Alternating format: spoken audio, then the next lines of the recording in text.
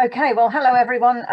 To those of you who I don't know, it's nice to meet you, even if it's a Zoom meet. I know quite a few of you, obviously. So to introduce myself to anyone who doesn't know me, I work at University of Worcester. I'm a sort of imposter because I trained as a physicist, but I now work in biomedical science. So I've sort of become a weird hybrid, really. I'm not one thing or the other. So I'm now a frustrated sort of physicist and space scientist because I'm working in biomedical science, which is really exciting, but it's still really nice to be able to do stuff spacey. So I guess one way of describing myself is that I'm a space cadet. So I'm not an expert on Venus. I'm not an expert on phosphine. But I'm quite an enthusiast of, when it comes to the possibilities of extraterrestrial life and actually life, the origins of life in general. So I guess that's where I'm coming from with this. So I've called it Life in Hell, and it's about the mystery of the cloud depths of Venus. And then we have an alien. So this is a photograph from Venus. So you've seen it here first. Okay, so what I thought I'd do tonight is I'd talk a little bit about the missions to Venus. Now, I understand you did have a talk about Venus. Oh, by the way, I might be removing clothing, but not too much, and putting it back on because I've lit the log burner and it's very hot. So what I thought I'd do tonight is I didn't want to talk too much about Venus itself because I know that you've had a talk fairly recently by somebody probably far more expert than I. So but I am going to cover some of the missions to Venus to start with, and then I am going to talk a bit about Venus itself, a little bit about the structure and what you might find there, and then talk about the discovery that you may have seen on the news and in the press. So there's been 19 successful or partially successful missions to date. And the longest mission that we've had to Venus was the Venus Express, which was 8 years in orbit with Venus. And you may well have seen Sky at Night actually had a really good program on Venus Express last year, I think it was. I've lost track of time now with lockdown. And so that was the longest mission. And there's only one currently operational mission as far as I know, and that's called Akatsuki, which is a Japanese mission. So it had a bit of a blip. It failed to enter orbit, first of all, in 2010. And then on another sort of fly around, it reattempted and was successful in 2015. So that's the currently operational mission to Venus at the moment. But see, these are the firsts, really. So the first successful flyby, so we've been going there a long time, actually. August 1962 was the first successful flyby. And that was a United States Mariner 2. Then the first successful atmospheric mission was Venera 4, or Venera 4, which was the Soviet Union spacecraft. And that was 1967. So that was when we started to learn a lot more about the atmosphere of Venus, which I'll talk about again in a minute. And then the first lander, so Venera 7 in 1970 and 8 in 1972. So 7 was partially successful. It didn't send us back any real data, just a little bit of data before it stopped sending data. So, but it was the first soft landing on another planet, and we know it made it there. So it was a very important mission from that point of view. And then 8 was a successful landing with data returned, and it was the first successful landing on another planet. The longest surviving probe, so as you probably know, and I'll talk about in a bit, it's not the most hospitable of places. And the longest surviving probe was Venera 13, 1982. It was designed to basically transmit data for 32 minutes, but it actually managed to function for around 127 in very intense heat and pressure that would crush most things that we could make on Earth. So it did actually send us back quite a lot of data that scientists worked on for a long time and are still sometimes working on. So there've been a number of missions, but it's actually quite difficult to get data from Venus because of the conditions, the conditions there. Whereas actually it's much easier to get data from somewhere like the Moon or from Mars, because you know, it's not such a challenging, it's a very challenging environment, but it's not so challenging. So this is just some of the vital statistics of Venus, so you may be familiar with these. So it's 107,473 and 506 kilometers from the sun, so nearly 67,000 miles. So it's the second planet from the sun, so it's much closer to the sun than we are. Its orbital period is 224.7 Earth days, and its rotation is 243 Earth days. So its day is longer than its year. And as you can see from what I've written there, it actually rotates clockwise, unlike the rest of, or most of the other planets in the solar system, which rotate counterclockwise. In terms of mass, volume and gravity, it's actually not that unlike Earth. So it's a similar size and density. So its mass is 0.8 roughly of the Earth's mass. And then its volume is 0.87. So it's, again, not that, it's a little bit smaller, but not a lot. And then its gravity is surface gravity is very similar to Earth. Again, a little bit less, but not significantly. So actually, if it was a nice place, it could be a good place to book a holiday, you know, because it would have similar gravity, and we wouldn't be uncomfortable there, and we wouldn't get osteoporosis like we might if we went for too long on the Moon. However, the surface temperature is 464 degrees Celsius approximately, which isn't quite such a pleasant place for a holiday. And the surface pressure is about 91 times the Earth's surface pressure at sea level, which is sort of almost unimaginable in a way. And the other thing about it is that it could be upside down relative to most other solar system planets. Now, I say could be. I think that most planetary scientists think that it is, but there are some planetary scientists who have got other ideas.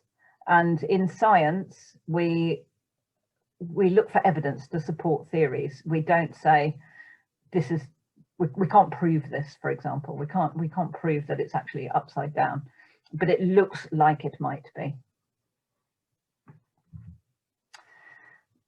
Now, as far as the atmosphere is concerned, the atmosphere is about 96.5% carbon dioxide, a small amount of nitrogen, 3.5%, and then lots of trace other elements in there, so and molecules. So we've got sulfur dioxide, oxygen is trace, and possibly other gases that I'll talk about in a minute. I've got some Zoom stuff on the right-hand side of my screen, but behind that there should be a picture, which I can see part of, that just gives you an idea of the layers of the atmosphere. So the bottom of the atmosphere is called the troposphere, and the top is called the thermosphere, and that gives you an idea of the layers of the atmosphere. Now, when you look at Venus, it looks white and shiny, and that is because it reflects most visible light. So when we look at Venus, we tend to not use visible light. We tend to look in the infrared or in radio spectrum and so on. So, but what we see is a very dense atmosphere, but with clouds at the upper layers of that atmosphere. And those clouds move around the atmosphere at enormous speeds, around 300 kilometers per hour. So again, not the best place for a holiday. And the clouds are made of sulfuric acid. So, well, they contain a lot of sulfuric acid. So there is a particular challenge with sending missions to Venus because sulfuric acid is incredibly corrosive. And I did read a report which suggested that the pH was actually lower than 1. So it's more acidic than anything we've come across on Earth. So that makes a particular challenge. Obviously, we're trying to send any spacecraft there to take measurements because obviously whatever goes into that atmosphere is going to be corroded very fast. Okay. We'll talk about the UV in a little bit. So again, we don't know what early Venus was actually like. I mean, there are holes in what we know about planetary formation. There are generally accepted views that have quite a lot of evidence to support them. But every now and then some odd bit of evidence comes along that then calls that view into question.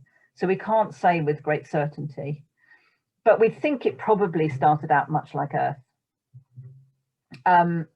Because in its composition, it is very similar to Earth. In its size, it's very similar to Earth. So it would be reasonable to think that originally it was quite like Earth.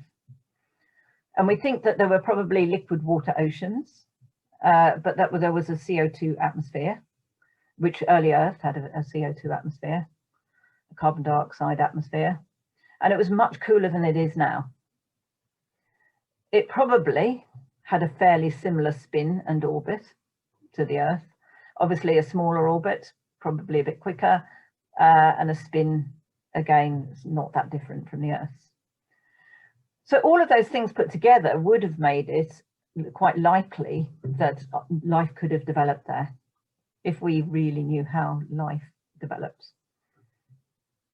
And of course, it is quite possible that life did develop there originally. But obviously, we know that it's not the same place now. So what happened? So first of all, just thinking about the spin of Venus and its orientation.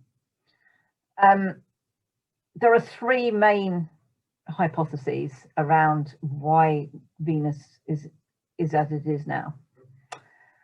The first one is that a gigantic impact struck the planet and flipped it upside down and made it look like it was rotating the wrong way. So obviously if it's rotating counterclockwise and it's this way up, then and it got flipped over, it could look like it's rotating the other way. And it may have, the impact could have slowed the rotation down. But this isn't the only, this is not the only hypothesis. Now that's quite a likely one, I have to say.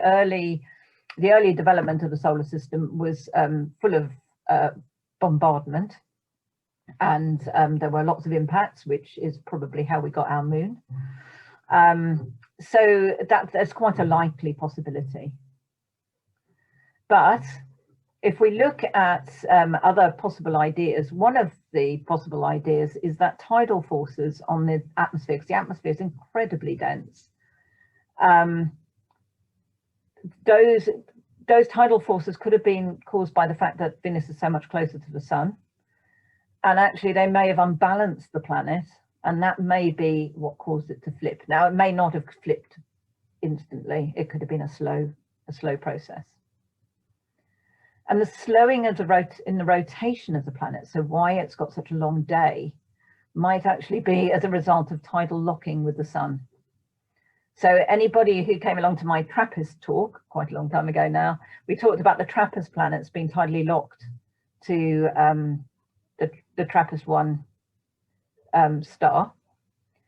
And that is because of their proximity to the planet. And it's a bit like the moon being tidally locked to the Earth. So the slowing rotation may have been as a result of the tidal locking forces. So it hasn't become fully tidally locked, but it's become partially tidally locked, I suppose is what you would say. And then some people actually postulate that Venus might not actually have flipped at all. That the rotation, with the tidal locking forces, then the rotation of the planet may actually just have been slowed and then stopped and then reversed. And again, you know, some people think that's possible. I'm less convinced about that myself. But, you know, nevertheless, until we have more evidence, we really don't know. And I'm not sure that we will be able to find the evidence, but, you know, we're certainly going to keep looking for it. My favourite out of these, if you have to have a favourite, my favourite would be the impact, the giant impact. It just seems that it's a very likely possibility in the early stages of the planet. But whichever way we look at it, Venus didn't really get off to a good start. But then things sort of got worse. So we think that Venus has ended up like it is climatically because of a runaway greenhouse effect. So you may be very familiar, but I'll just quickly run through this for anybody who's not familiar with how the greenhouse effect works. So, so basically, light from the sun comes straight through our atmosphere at the UV end, the higher end, energy end, comes straight through the atmosphere, and some of it is reflected back into space and doesn't cause any significant warming, but some of it is absorbed by darker areas of the Earth's surface. So, for example, fields, anything that's not shiny or white or very light, and some energy will be absorbed. And there's a diagram here on the right, which I can't really see because I've got some Zoom stuff in front of it. You should be able to see it. So what happens is that when some of that energy has been absorbed, it warms this Earth's surface, and then some of that energy gets re-radiated out into the atmosphere, but now as lower energy infrared radiation. So we've got a picture of the spectrum on the left, and the lower energy end of the spectrum is the red end, going into sort of very dark red and infrared in the end. And then we go up to the UV. And what we can see here is that the visible light spectrum has just been taken out and expanded. So on the top of the diagram, you see the whole of the spectrum from gamma rays right down to AM radio waves. Okay, so you say, right, okay, so it gets re-radiated back into the atmosphere, so what? Well, the lower energy infrared radiation is trapped by what we call greenhouse gases. So you'll be very familiar with carbon dioxide and water vapor as being greenhouse gases. And of course, the more there is of a greenhouse gas, then the more infrared radiation can be trapped. So a small change in concentration can cause a significant change in temperature. So here on Earth, an increase of around about 2% by 0.02% by volume of air will result in an increase of around about 2 degrees Celsius. So if we go back to thinking about the atmospheric composition, I'm just going to see if I can move these tiles because it is, I can't see the right hand side of my screen. Oh yes, I've moved them now. I don't know, I've got to move them all together, it seems. Okay, don't know if that helps me. Oh yeah, I've moved them off the screen, brilliant. Okay, so if we look here, we can see Earth's atmospheric composition and Venus's atmospheric composition. So we've just talked about carbon dioxide being a greenhouse gas, and here we see that on Earth, the carbon dioxide percentage is currently about 0.04%, and carbon dioxide on Venus is about 96.5%. So if an increase of 0.02% can cause an increase in temperature of about 2 degrees Celsius, then if you're looking at the difference between 0.04% and 96.5%, then you can see there's potentially a really, really huge issue here. On top of that, when we looked back at the beginning a few slides ago about Venus's, what Venus was like in the early days, well, if it had oceans of water, which had almost certainly did, because almost everywhere we're finding in the solar system now, we're finding water on. And of course it would have been liquid water in Venus at the time because it's closer to the sun. So if it had oceans of water, as the temperature started to shoot up partly because of increasing solar luminosity, because the sun has become more luminous over millennia, eons really. So that probably kick-started it, and then having so much carbon dioxide in the atmosphere really started to multiply that. And then of course, as Venus got warmer, its water would have evaporated. And of course, water is actually a greenhouse gas in its own right.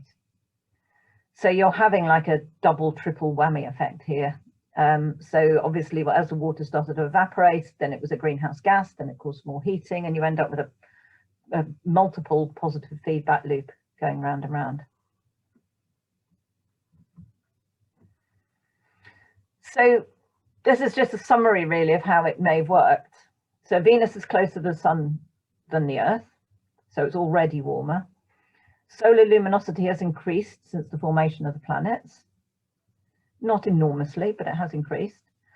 The Venusian atmosphere is around about 96% carbon dioxide compared to the Earth of 0.04. Venusian water evaporated as the temperature started to rise, and that's another greenhouse gas. And then the combination of those has likely led to a runaway greenhouse effect. And then the temperatures spiraled out of control until a new normal. That's the latest saying. So a new normal was achieved, and it wasn't a very good normal. Well, not for life. Now, interestingly, the early Earth's atmosphere was also mostly carbon dioxide. But what happened on Earth is that when life developed on Earth, early life, like cyanobacteria, for example, actually produced oxygen as its byproduct. And gradually, as it multiplied, it actually changed the Earth's atmosphere and lowered the amount of carbon dioxide in the Earth's atmosphere and increased the amount of oxygen, which is not a greenhouse gas. So the Earth's atmosphere was shaped by life to become less heating, whereas the Venusian atmosphere, actually because of its proximity to the sun and changes in the sun, and not having perhaps that level, either not having life or not having that amount of life, actually didn't change its atmosphere. So therefore it was subject to a runaway greenhouse effect.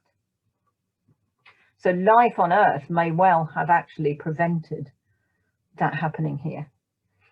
Having said that, I need to qualify that really, because it's unlikely, because of our distance from the sun, it's unlikely that sort of level of runaway greenhouse effect could have happened here. We think. Okay, so life on Venus. Well, I'm not selling it to you, I don't think. It's not really a likely place for life. Highly corrosive conditions, which destroys most carbon compounds. And carbon compounds are the most likely base unit for life, much more than other. We don't know of any other compounds that could behave in the multiple ways that carbon can behave in order to facilitate life. So it's also got enormously high surface temperatures. So life as we know it is protein based, and proteins denature, they tend to fall apart, they tend to come adrift sort of around about 40 degrees Celsius. So at 464, the presence of proteins is highly unlikely, and we don't know of any, we haven't thought of any other ways at the moment that life could exist other than being protein based. And that is mainly because of the unbelievable complexity of metabolism, in which millions of coordinated reactions have to take place in order for metabolism to continue. And so we haven't found any other potential ways, chemists haven't found any other potential ways that that could happen other than through carbon unit proteins. And of course, then you've got the huge surface pressures, which is a real challenge. You know, if you had a submarine, it would just be crushed like a can, you know, instantly. So again, not that conducive to life either. And volcanism. So the surface of Venus is actually quite young, and there is Venus Express found a lot of evidence suggesting that there's a lot of active volcanism going on there. And again, a molten surface is probably, or a regularly molten surface, again, not a great place for life to develop. But, and this is where it gets interesting, I guess. So the clouds of Venus, so we're looking here at a picture of Venus, and the clouds of Venus at around about the 50-kilometer altitude have similar temperatures and pressures to Earth, the surface of the Earth. Now there is a challenge there because they are highly acidic, so it's a very sulfuric acid based atmosphere. So obviously there's a challenge in that, but nevertheless the temperatures and pressures are similar to Earth. And as you can see in the picture, you see those clouds have got some dark areas, and where those where spectroscopy has been done to look at these areas, what they found is ultraviolet light is being absorbed in those clouds. So obviously, as scientists, everybody wants to know why, and we don't know why. But speculation has been taking place for a very long time. So there's some speculation, which is pure chemistry, that there might be some forms of sulfur or ferric chloride that could potentially absorb UV, but they don't know of any chemistry that would lead to that situation. So that doesn't mean it doesn't exist, it just means they don't know. But it's possible, just possible, that some sort of microbial life could be using ultraviolet as an energy source. So obviously that happens with photosynthesis. So something could be photosynthesizing in those clouds. This isn't a new idea. So actually, Carl Sagan, the god Carl Sagan, in 1963, I think he first postulated that there might be life in the clouds of Venus. But 1967, he wrote this paper with Harold Moravitz, and they were looking at, or they were postulating this. So, you know, they weren't saying this is likely to happen. They were just talking about the possibilities, and they postulated that there was a possibility that there could be some sort of microbe. Now, very small microscopic objects have been observed in the atmosphere of Venus, and they were postulating that these could potentially be microbes that actually were photosynthesizing using the carbon dioxide and the sunlight that was present. So 1967, a long time ago.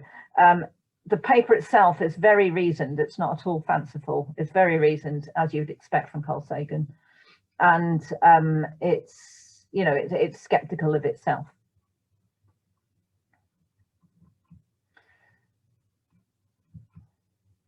So now, of course, this is the big thing. Phosphine gas in the cloud decks of Venus. So this came out in September, I think September the 20th, if I'm right. And Jane Greaves from Cardiff University, a whole bunch of other scientists, one of whom, Clara Souza Silva, has done quite a lot of talks about this paper.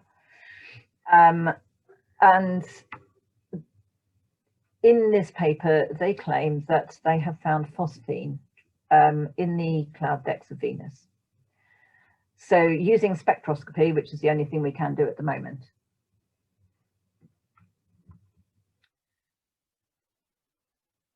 it's caused absolutely huge furore.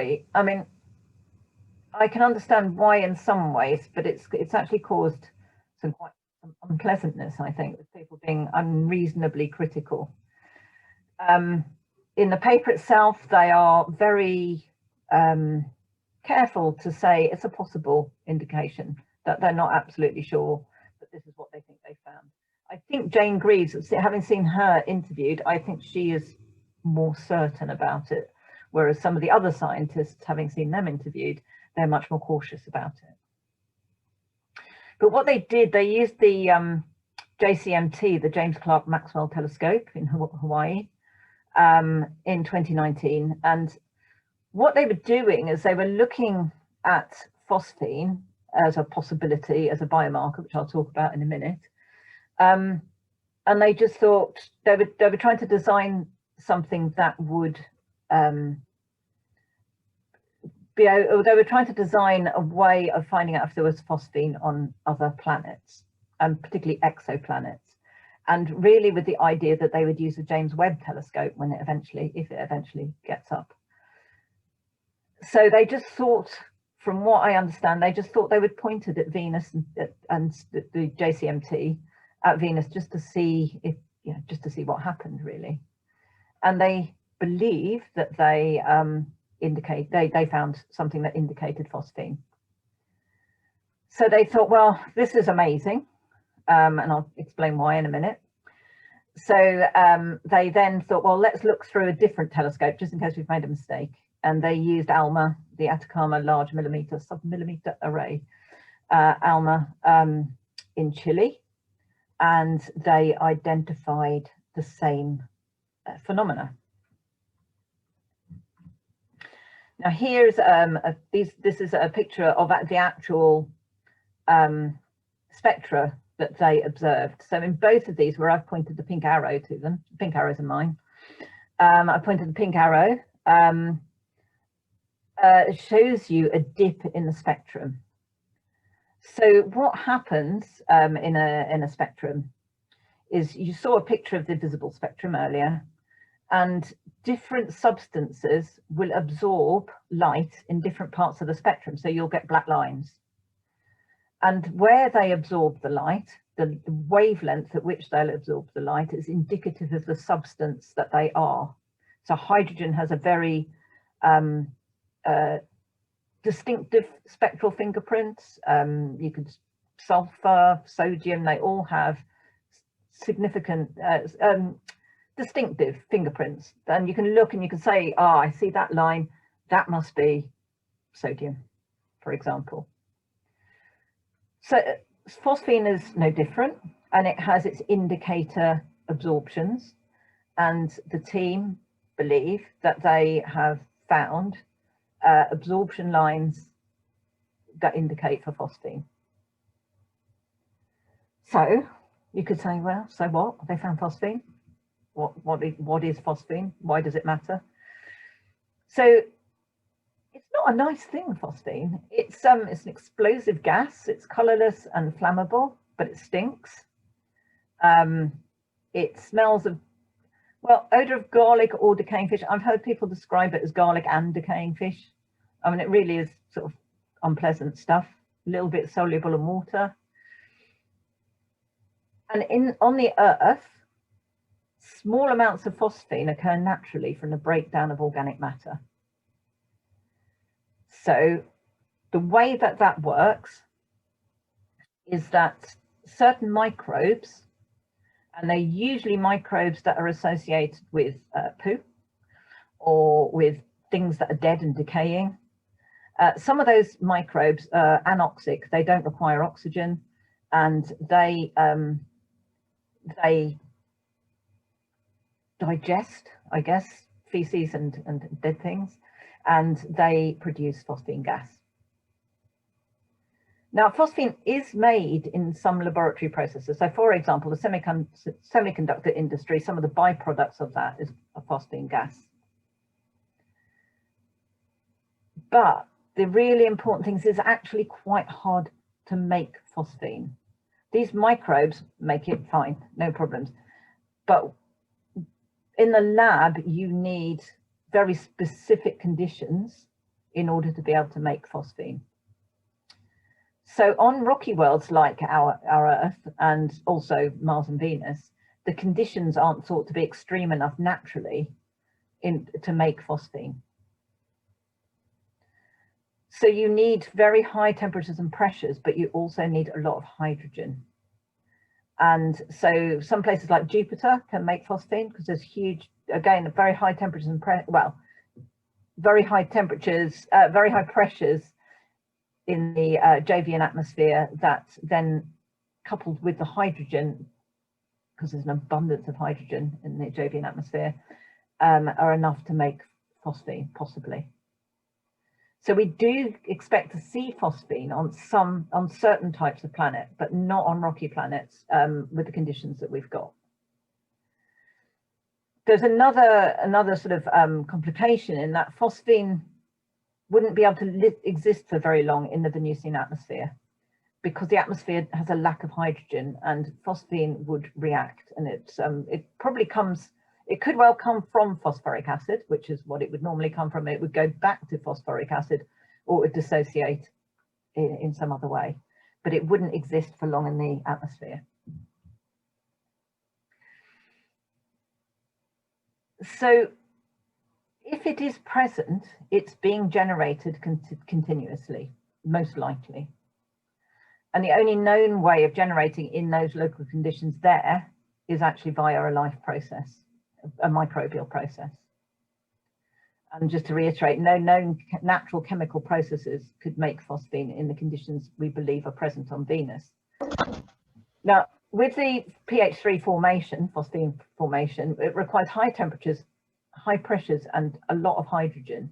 And there's high temperatures and pressures there, but there's not a lot of hydrogen. Because when the oceans, when they evaporated, they became water vapor. And hydrogen is believed that the hydrogen was basically, it was lost to space. So the oxygen reacted with other molecules there and stayed. So you get H2SO4, which is sulfuric acid, some hydrogen there, but a lot of the hydrogen was lost to space through the top of the atmosphere, through convection. So there is not a lot, there's very little free hydrogen in the atmosphere of Venus. It's a trace gas. And so that's why it's so unlikely that, even though there are high temperatures and pressures, it's very unlikely that phosphine would be naturally created. Although I have to qualify that with the fact that there is a lot of phosphoric acid believed to be in the atmosphere of Venus.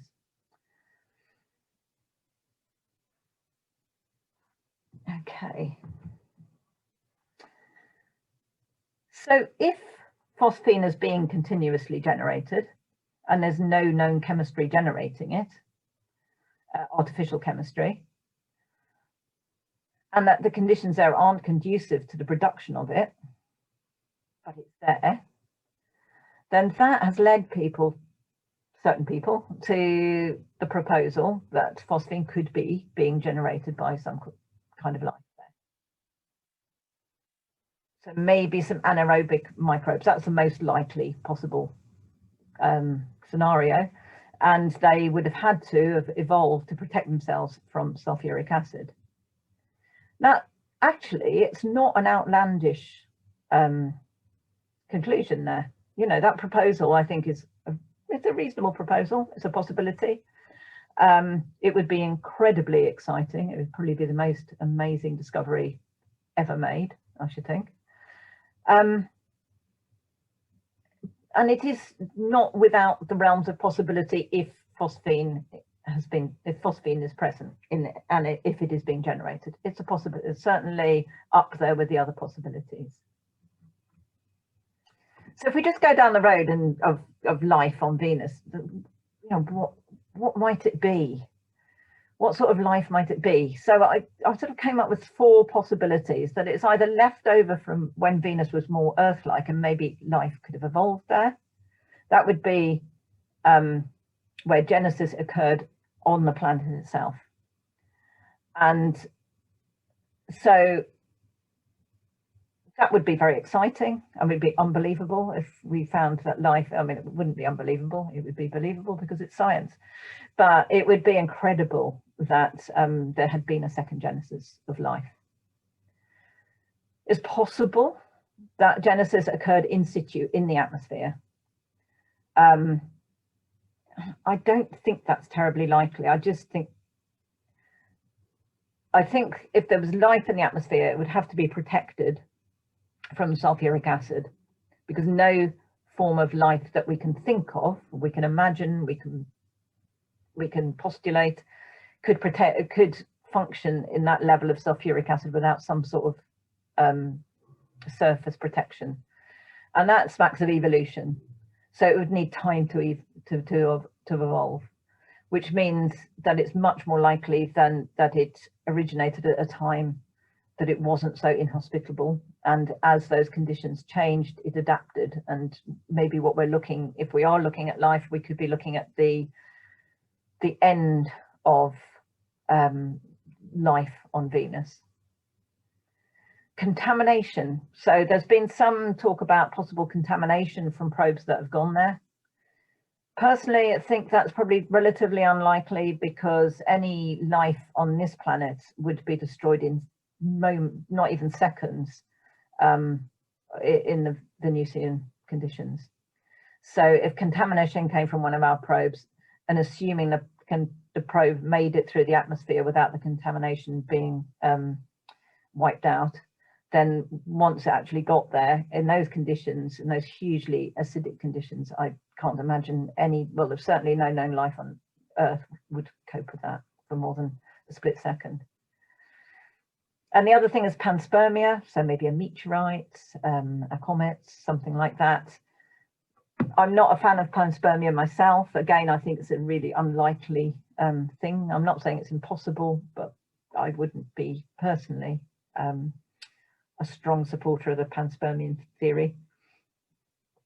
If life was found there, my guess would be that it is left over from when Venus was more Earth-like, and that life probably developed on Venus. If it's a very big if, but it's nice to speculate. But yes, we have a bit of a problem now, because of course there's twists and turns left, right and centre. So in October the 23rd, this came out in National Geographic: promising sign of life on Venus might not exist after all. So of course the first thing that other scientists did as soon as the Greaves paper came out was dive on it and try to tear it apart. And that's exactly the right thing to do, because that's what we should do in science. Anybody makes a new claim, then science is all about trying to disconfirm, trying to disprove things, not trying to confirm or prove them. So obviously we confirm things by failing to disprove them very often. But it's absolutely right that everybody now should try and tear this theory apart. And this paper claims to have done so. It's not just this paper either. There's another one here. So this one has actually come out on the 27th. Well, it's submitted, it's still in preprint at the moment. A different team, Villanueva in this team, and the last one's Greaves. So in these papers, what they've done is they've reanalyzed the data, and they've said what they found is when you get a signal, it's from somewhere a long way away with lots of other signals interfering with it, which there will be. I mean, in the atmosphere itself, there'll be lots of things that interfere with the signal, because there'll be lots of other molecules that you're trying to get a spectrum from. And of course, you've got lots of other hazards and things, and you've actually got noise within your equipment. So it's a very dirty signal. So you have to use incredibly sophisticated statistical analysis to try and pull the signal, the actual signal, out of the noise. So what these two teams have done is they've gone and used different methods to reanalyze the data that came from ALMA, not reanalyzing so much the data that came from the other telescope, but just from ALMA. And they have said, so the first team, the Snellen team, they say that they feel that there have been severe overestimations of the significance of, so, but what they're saying is that they think that the signal is statistically insignificant, that really there is no signal, it is just noise. And then the Villanueva paper actually claims that the results are indicative of dioxide rather than phosphine. So I did look at that one, and I looked up the two spectra of sulfur dioxide and phosphine.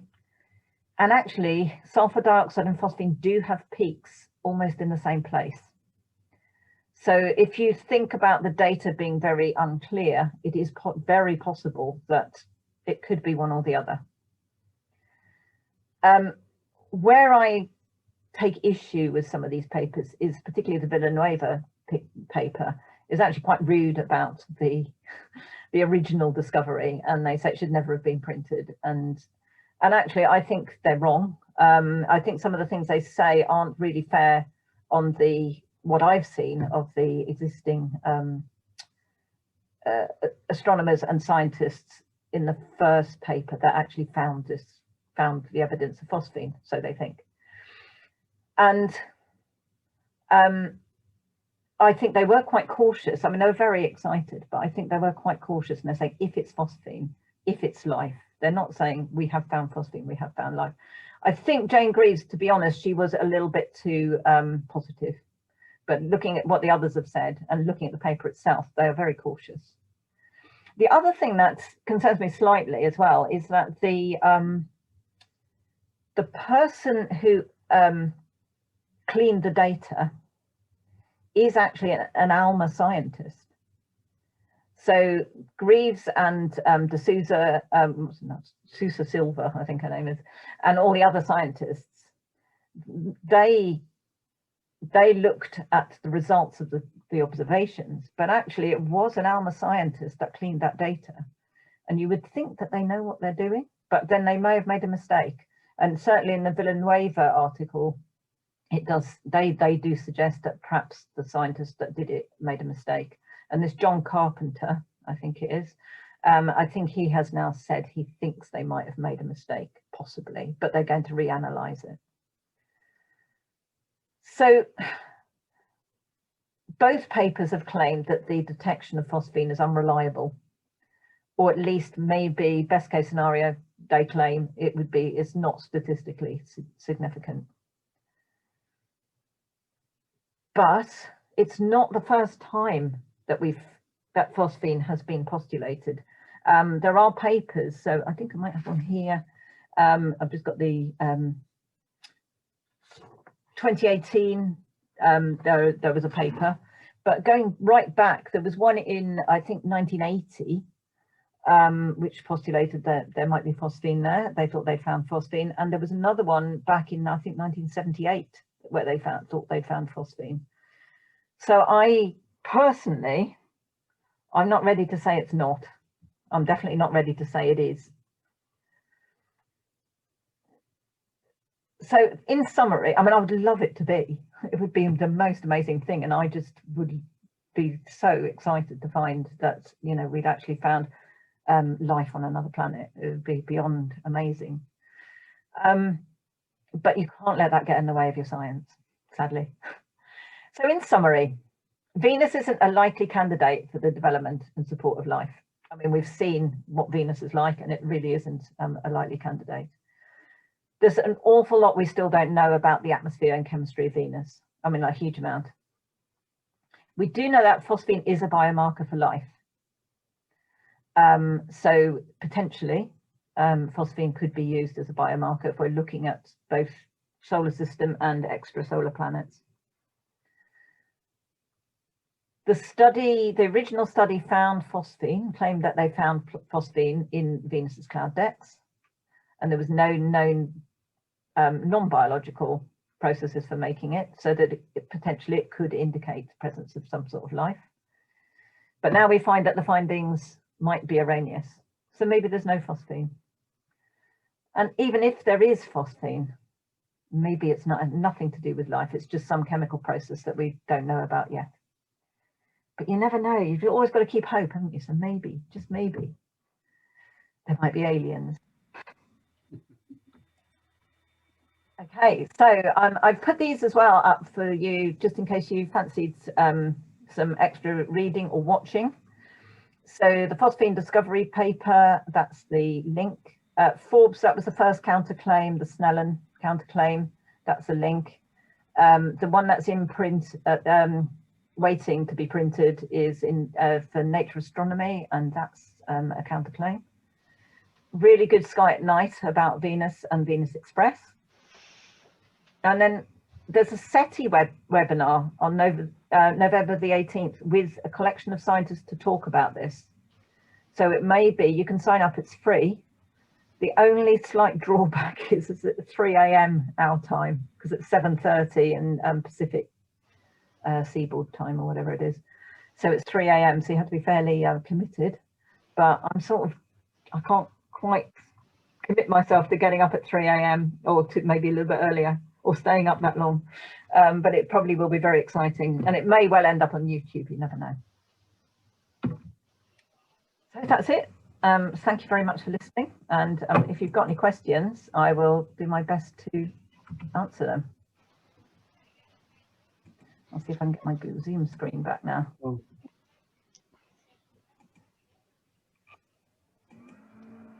Thank you, Christianne, even, sorry. Stop sharing. Excellent. There we are. Thank you. Okay. People can put their screens back on there if they wish. If anyone hasn't gone to sleep, if anyone's got a question, or if you just want a general discussion, because obviously it's a really interesting subject. Yeah. First of all, thank you very much, Christianne. Here's another. Can we give her a round of applause, please? A virtual round of applause, if you would. Or you can do it that way. Yeah. Well done. Thank you very much. Really interesting. Anyone got any questions?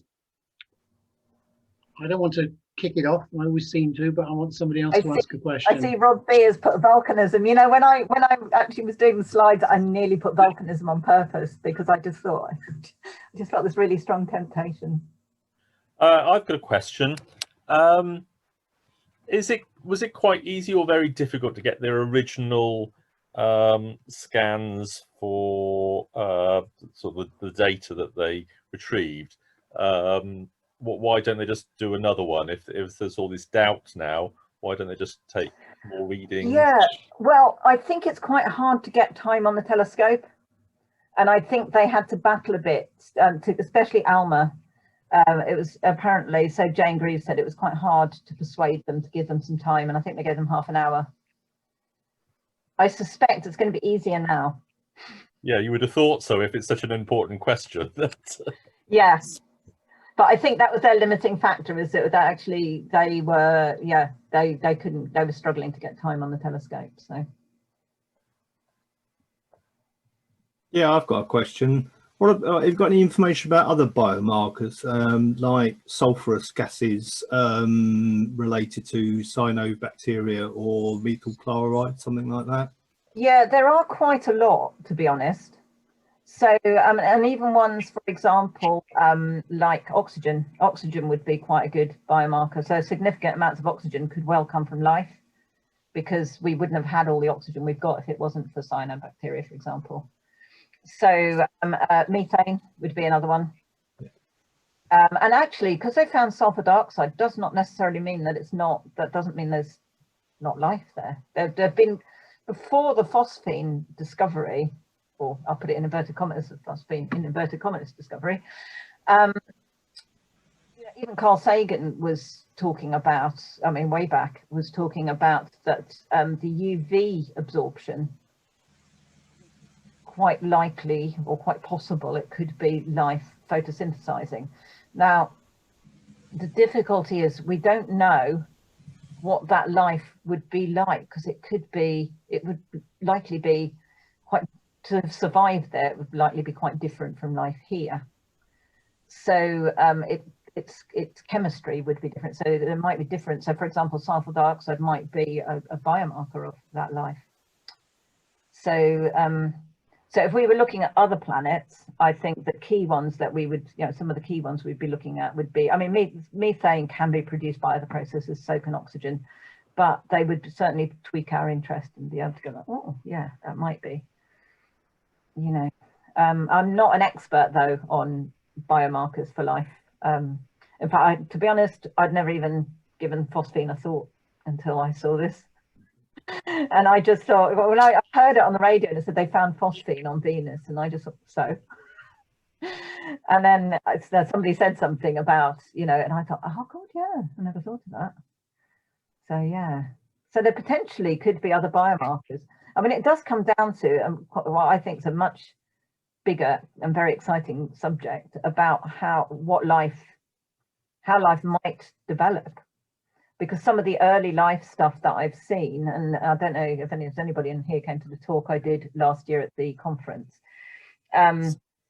what early life, when I say early life, the pre-life, I suppose, there's a chap called, I'll remember his name in a minute, but he is an American guy who is studying this, and he's found that if you put the chemicals needed for the base sort of pre-cellular chemicals together, so the chemicals you need for RNA, for example, if you put them in the right conditions, they start to form themselves into very much like RNA type chains, and then they self-replicate.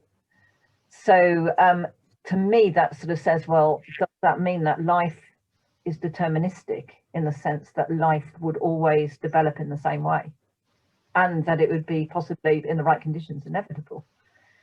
But I've talked to some biologist friends who've gone like, oh, that's really interesting, and other ones have gone very ridiculous.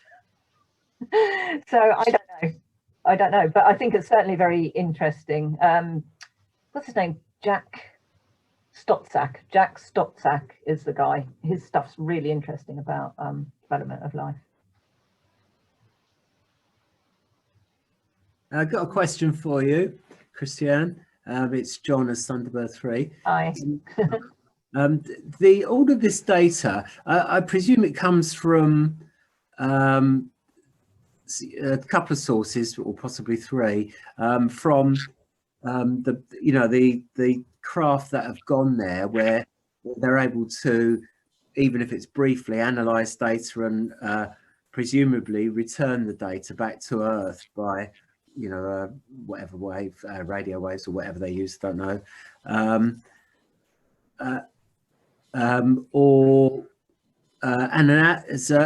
you know if there's been an analysis from orbiting? I haven't heard you mention that. Yeah, there has been, but I guess, I mean, this is just my guess, but I guess that before the spacecraft goes off, then they spend quite a long time in the design period, and they decide what they're going to look for before they get there, and then they optimize the equipment for looking for that particular thing. Yeah. And I think they didn't optimize to look in that part of the spectrum. Yeah. That's where one of the issues has arisen. But there is a probe. Bepi Colombo is going to Mercury, and they're going to alter its course to do a flyby of Venus to look for phosphine quite soon. I can't remember when. When I say soon, I don't mean now soon, but I think it's rather than years. I can't remember. But they're going to alter its course. But the equipment on Bepi Colombo isn't optimized for it. So they're going to try and do what they can from here, a bit of jiggery pokery with instrumentation to try and make it look for phosphine effectively. So I think that's been the problem, is because before they've never considered it. In fact, it was only very recently it's being considered. From what I've read, it's only very recently anyone's thought of considering it as a biomarker for life. So that's probably why it's not been in the design phase of any programs. But I suspect it will be now. I think obviously they're going to be looking at. I can sort of see why such a furore has blown up, because I think all the people who are trying to get funding for their Mars probes are suddenly going to go like, oh God, are we going to lose our funding because people are going to start looking at Venus? So I think that's partly why lots of people have got a bit hot under the collar. But I do think there will be Venus probes now. And they're talking about trying to find a way. The difficulty is that anything that goes into the atmosphere dies very quickly. So they're talking about a way of trying to get an air sample or an atmospheric sample and get it back out to the mothership to be analysed before whatever goes in to collect the sample gets destroyed. So there's a few balloon programs they're thinking of dropping balloons in and then trying to have something that flies through and grabs the balloon and takes it out. So, so there's going to be some ingenious planning going on, I should think. But at the moment, that's what I can, from what I understand, it's just that none of the instrumentation was designed to look for it. Yeah, the third you know, obvious question to ask, I suppose, in regards to how you get this data, is it the big telescopes that, you know, they've been observing the planet with? Are they able to analyze from what they see through the telescope to say, well, that contains, you know, the atmosphere contains such and such? That is what they've tried to do. Yeah. So that's where they've got these signals from, is from the analysis of these. Yeah, I did wonder if that, because everything is when it's there. So, you know, what you get back is short-lived, as I said at the beginning. Yeah, and one of the problems is that neither of the telescopes are optimized for looking in that part of the spectrum either. So, and also ALMA hasn't been designed at all for looking at Venus. I think ALMA's, some might know more about ALMA than I do, but I think it's more deep space. So, oh, I've just seen Paul. Hello, Paul. Sue. Hi. Hello. Hello. Come on the screen. But yeah, so they're not. They do say in the papers that they weren't ideal, and neither the JCMT or ALMA are ideal for the job. Yeah. And they were really trying to prepare, because I think the James Webb's going to be a lot better for that job. Okay, thank you. There's a couple of things about the story, Christianne, that I picked up on. I mean, like you, and I'm sure many other people, we saw the special Sky at Night program they did. They had to keep it in the can, didn't they? Because they told them about it, but they weren't allowed to actually transmit the program until the findings were published. I mean, the first thing that struck me about the story is that is it Jane Davis? Did you say what's her name? Is it Jane Greaves? Jane Green, yeah. She admitted that she had this idea of actually going out and searching for phosphine. She actually went in search of it on a hunch. And I think part of the resistance and the animosity, it's not, I mean, it's mainly scientific, of course, but I think there is always a kind of, you know, skepticism already. It's prejudice when someone hears about a scientist who's gone looking for something and, hey, lo and behold, they find it. And I think she found it legitimately as far as she was concerned, and the team at the time. But I think there was an element in the community of, well, you know, careful for what you wish for, sort of thing. There was that. And then the other thing is that what occurred to me, and it's going back to James's question about if it's that damned important, if they did, you know, even if they're wrong, let's be absolutely sure. What I don't understand is where this processing, you mentioned that it was actually somebody working at ALMA, at least for the ALMA data, that actually, if there was a mistake, made this mistake, i.e. someone at source. But as we know, there was the JCMT as well, two completely separate telescopes. In fact, I forget which was first. Was it the James Clark? Yeah, James Clark Maxwell first. They initially refused 3 or 4 times to give her any time at all. And eventually they relented. And when that data came out, they then persuaded ALMA a little bit more easily, because ALMA said, well, hey, if you found this with GCMT, you know, we'll either scotch that or validate. Yeah. What I don't understand is, I understand it was basic spectroscopy, but the validation and the cleaning of the data and the processing of data. Was it done at source at both scopes, or was it sent raw to the Cardiff team, who then processed both sets of data in the same way? If it's the former, then it seems improbable that both telescopes, albeit not designed to look at Venus perhaps, have made the same mistake. If it's the latter, then it's perfectly comprehensible that in fact they've just done the same mistake twice with two sets of data from two independent sources. And I think that's a really important issue, because I certainly know that the original data from ALMA was, an ALMA scientist was the person who cleaned the data. So, and it was their statistics that were used. Whether, I haven't seen it in the paper, but I can't imagine that they would have been the person that did the JCMT, because it was before. So I think it must have been analysed by two separate people. Yeah. Which is the one thing that makes me think, well, you know, actually there might be something there, because actually two separate telescopes. Because my first thought when I read it, when I read the first refutation of it, was, oh, they probably used the same statistical method for both telescopes and they've come out with this. Yeah. Then that it was actually the ALMA, because the other authors like Sousa Silva and Greaves, they aren't specialists in cleaning data, so that's why the ALMA scientists did it, because they are a specialist in cleaning data. Mm-hmm. What both of these refutation papers are saying is that the statistics weren't the right ones for the job. Yeah. But that's been disputed, so I don't know. It's hard to know.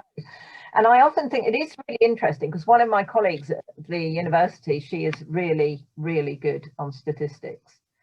And she's like a terrier, and she reads papers just to find out if they've done their statistics properly. And she's always waving things at me and going, have you seen this? And I'm not very good on stats. And I look at it and she says, what does that look like to you? And I go, well, it just looks like a random scatter. And she goes, yes, that's exactly what it is. But this has been published and claimed to be okay. But she gets in a real tizzy. And but one of the things she says is that actually lots of things are claimed to be statistically significant when actually, in her opinion, they're not, across science. And she said, and it is partly because people are not experts in stats.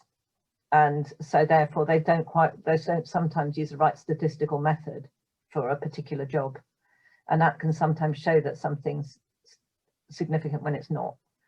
Yeah. But I don't know enough about it to be able to, and I haven't seen the raw data. The raw data wouldn't make any sense to me, I don't think anyway. But I don't know enough about it to be able to judge whether they've found anything or not. But I do know back from my university days, my first degree, I can remember getting signals that just looked like random noise, but actually after we'd run them through various different processes to clean it, there was a signal in there. So yeah, it's intriguing. Yeah, I mean the exciting thing is that either way, I mean it's either just a mistake and we all got excited for a couple of weeks and unfortunately it's a damp squib, but if it's not a mistake, then I think the quantities as well is what's significant. It's just that there's so much of it. There's no other way of explaining it. So, you kind of, basically click your finger and hope that it's going to be. But it sounds to me as though, unfortunately, you've got to take the scientific view and the cynical view, if you like, and say the probability is now probably that it is actually an error in the data, but we don't know. I mean, if it turns out to be phosphine, I mean, it does bug me, because since 1978, there have been several claims of finding phosphine, not because it was a biomarker, just because people thought they'd found it, amongst other things. Mm. And so it does make me go, oh, maybe, maybe there is. I think if it turns out that there is phosphine and it is being produced there, then the chances of it being due to life go right up. Mm. Yeah. I don't think it is life, but I mean, the chances go right up. If it turns out to be an error in the data, then it's nothing. All bets are off. We're back to Mars again. We're back to Mars, yeah. All the Mars people going, thank God for that, we can still get our probes. Carry on looking for water and stuff, yeah. But apparently Enceladus is a very interesting target that they want to go and have a look at. So Enceladus is probably a lot easier to look at as well, but there's traces of phosphine on Enceladus and there shouldn't be. Oh, really? So they are, but it's a lot easier to go and look there because getting to a planet now is relatively routine. Venus is particularly challenging because of what it's made of, whereas actually most of the other planets aren't quite so inhospitable. Mm. Of them all, Venus is probably the most destructive environment. So it'll be easier for probes to monitor Enceladus than it is, and if to land on Enceladus, etc., than it is for Venus. So, but apparently they are quite interested in, now that they've because it was Greaves who thought of phosphine as a possible biomarker, and now that it's been thought of and it's come to the forefront, now teams of astronomers are going like, oh, actually we've got to go and have a look at Enceladus. So actually, you know, it has done some good, even if it turns out to be a nothing. Yeah, but incredibly exciting if it was. absolutely. It's just so ironic that if you go back 150 years, or perhaps a little bit more than that, before H.G. Wells, and before telescopically people could really resolve anything on Mars, and so obviously Venus you couldn't anyway, you know, Mars and Venus were given equal weight in terms of aliens. You know, Venusians were just as likely as Martians. And, and at the minute, of course, we come into the end of the 19th century and into the 20th century, we realize Venus is a complete no-no. And then you've got people like Percival Lowell and Schiaparelli looking at Mars, and we get H.G. Wells, and suddenly all the emphasis is on Mars. And then, of course, we get disappointed in the last 20, 30 years with Mars. We realize, well, it looks pretty arid.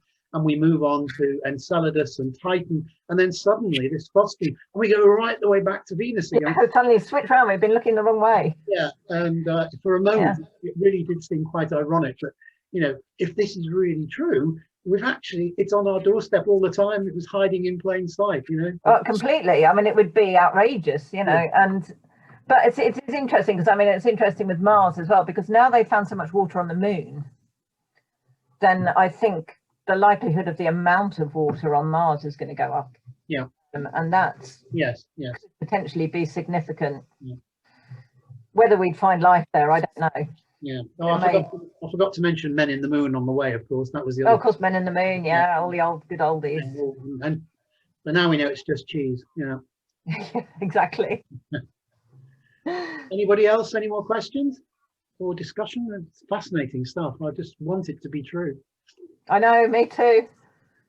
Yeah, and that's what I think. That's what one of the things, you know, they were very rude about the Greaves paper, because they think they were sort of suggesting that they allowed their judgment to be clouded. Having read the paper, I don't think they have.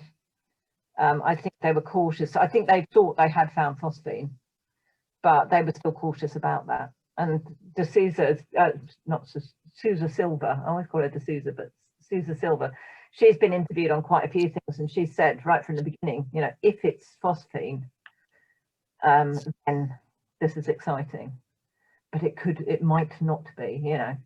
So I think they didn't. I think Greaves might have allowed her judgment to be slightly clouded, but I don't think the others have. Great. Well, you never know. You never know. Mark, back to you. Okay. Well, Christianne, thanks very much for a very detailed and enjoyable talk. Yeah, I hope it wasn't too sciencey. No, it was very good. I was most appreciative. So I think we should do our normal thing of a round of applause and grateful thanks to you. Thank you. So I'm going to do a reaction one as well. And please don't go away, everybody, because we're going to do this vote now. We're going to vote in a new president, okay? That's my first ever Zoom applause I've had. I know, that's great. That was wonderful. Thank you, Christianne.